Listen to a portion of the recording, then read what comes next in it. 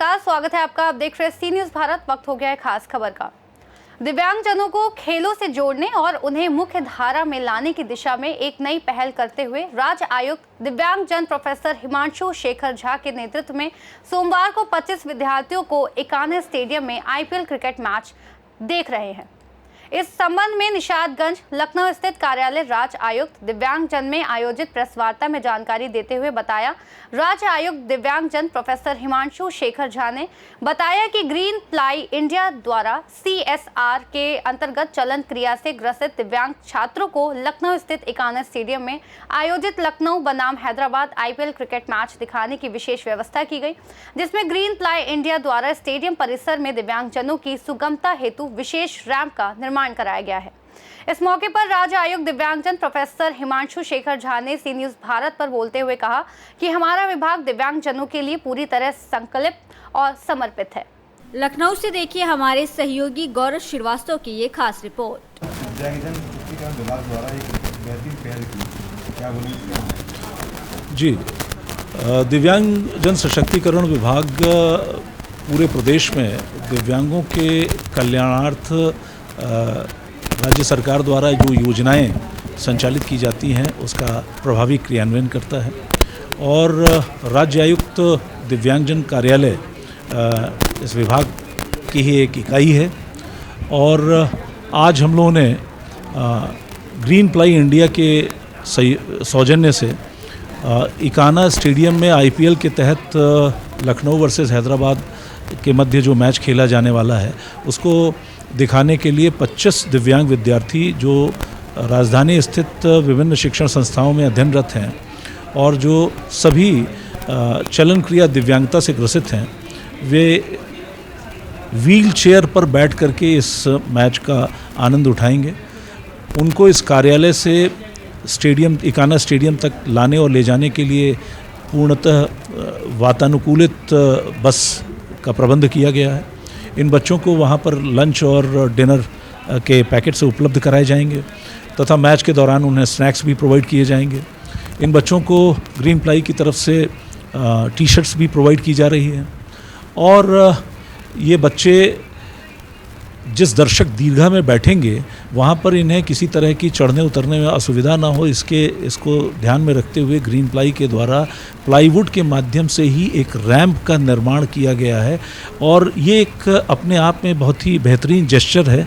ये प्रदर्शित करता है कि दिव्यांगजन के प्रति लोगों की संवेदनशीलता किस कदर बढ़ रही है और आवश्यकता भी इस बात की है कि हम जितने भी समाज के लोग हैं वो जितने ही संवेदनशील इनके प्रति होंगे, इनका समाज की मुख्यधारा में समावेशन उतना ही सहज होगा, उतना ही सुगम होगा और इसी के लिए हम अनवरत प्रयास कर रहे हैं।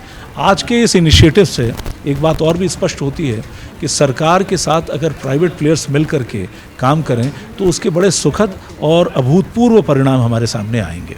आपको लगता है कि दिव्यांगजन है, कोई चलने से दिक्कत है, किसी को देखने में दिक्कत है, तो चलने वाले हैं उनके लिए हम स्पोर्ट्स में आगे बढ़, जो सिटिंग स्पोर्ट्स होते हैं, कैरम हो गया या wheel chair cricket, wheel chair basketball, ऐसे इस तरह के जैसे खेलो इंडिया चल रहा है, ऐसे ही कोई दिव्यांगजन के लिए कोई पहल होनी चाहिए उत्तर प्रदेश सरकार की तरफ से, जिससे दिव्यांगजन को भी खेलों में अग्रणी भूमिका निभाने का मौका मिले। शतरंज जैसी खेलों के लिए केवल बुद्धि कौशल की आवश्यकता पड़ती है, चलने की कोई आवश्यकता नहीं है, तो आपको लगता है कि पहल होनी चाहिए?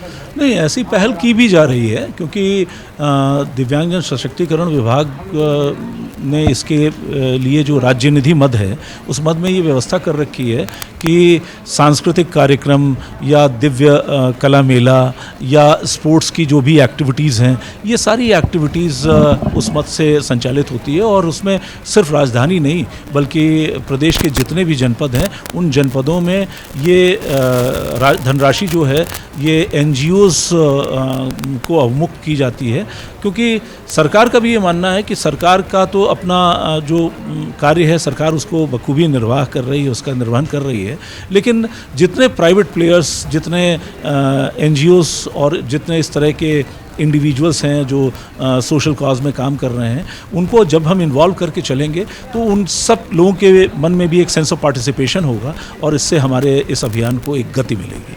खेलो इंडिया ट्रस्ट पर ऐसी उम्मीद की जा सकती है कि कमीशन समय सारणी बनाई जाएगी? क्यों नहीं, बिल्कुल इस दिशा में प्रयास होगा। अब वो कितनी जल्दी प्रयास होगा, क्योंकि जो नीतियां इनके संदर्भ में बनाई जाती हैं वो राज्य आयुक्त दिव्यांगजन के स्तर से नहीं बनाई जाती हैं, वो शासन स्तर से बनाई जाती हैं। प्रस्ताव दे सकते हैं? बिल्कुल दे सकते हैं। ये प्रस्ताव क्या, ये तो एक बहुत ही वेलकम सुझाव है और इसमें निश्चित रूप से मुझे नहीं लगता है कि ये नाम की ही एक बात है, बाकी काम तो चल ही रहा है। और नाम के विषय में भी जो हमारे नीति निर्माण करने वाले लोग हैं वो इस पर निश्चित रूप से विचार और रहेगा कि लगातार पेंशन दी जा रही है, इसको बढ़ा दिया गया है। ये सुखद एहसास इस पर अनुभव है दिव्यांगजन के लिए। इनको सशक्तिकरण की बात करते हैं, आपको लगता है कि इनको एंटरप्रेन्योरशिप में आगे बढ़ाना चाहिए? क्योंकि कुछ लोग ऐसे हैं जो अच्छा बेहतर काम कर सकते हैं। देखिए, अब तक दिव्यांगजन को लेकर कोई ऐसा सरकार का कोई ऐसा प्रोग्राम नहीं आया है कि जहाँ पर इनको लोन दिए जाएँ, सब्सिडी पर इनको आगे बढ़ाने का प्रोग्राम किया जाए। अभी तक ये सुनने में नहीं आया कि कोई शुरुआत की जाए। मुझे लगता है कि थोड़ी सी आपको जानकारी का अभाव है। इसमें ऐसा है, आर्थिक रूप से आत्मनिर्भर बनाने के लिए सरकार की तमाम योजनाएं हैं और उसमें अगर दिव्यांगजन सशक्तिकरण की योजनाओं का आप कितने लोग इसमें काम नहीं लाभान्वित ये आंकड़ा आपको दिव्यांगजन सशक्तिकरण विभाग से मिल जाएगा, बज़ाब्ते उसका आंकड़ा है, क्योंकि उसमें दुकान प्रारंभ करने के लिए जो धनराशि अवमुक्त की जाती है उसका सारा डेटाबेस है और उसकी पूरी मॉनिटरिंग होती है, उसकी समीक्षा होती है। उस समीक्षा को हमारे जो विभागीय मंत्री हैं और हमारे जो विभाग के प्रमुख सचिव महोदय हैं, ये सारे लोग इसका वर्ष पर्यंत इसकी मॉनिटरिंग करते हैं। तो ठीक है, इसके अलावा बहुत सारी ऐसी चीज़ें हैं। मैंने बताया ना कि जो पेंशन का दायरा ही है, आपको अंदाज़ लगेगा कि 11 लाख लाभार्थी पेंशन का लाभ उठा रहे हैं और 300 रुपये से जो पेंशन की शुरुआत हुई थी वो आज 1000 रुपये बढ़ कर के हो गई है। तो ये बहुत बड़ी बात है, इसको अप्रिशिएट करने की आवश्यकता है। और सरकार नित्य नई योजनाएं लेकर के आ रही हैं और प्रदेश नेतृत्व जो वर्तमान का प्रदेश नेतृत्व है, माननीय मुख्यमंत्री जी हमेशा हर उसमें ये हम लोग को निर्देश प्रदान करते हैं कि सरकार के पास इनकी योजनाएं संचालित करने, इनके निमित्त जो योजनाएं संचालित हो रही हैं उसमें किसी प्रकार का धनाभाव नहीं है, वो उन्मुक्त भाव से इसमें पैसा दें। इस खास रिपोर्ट में फिलहाल इतना ही। देश और दुनिया की तमाम बड़ी जानकारियों के लिए बने रहिए सी न्यूज़ भारत के साथ।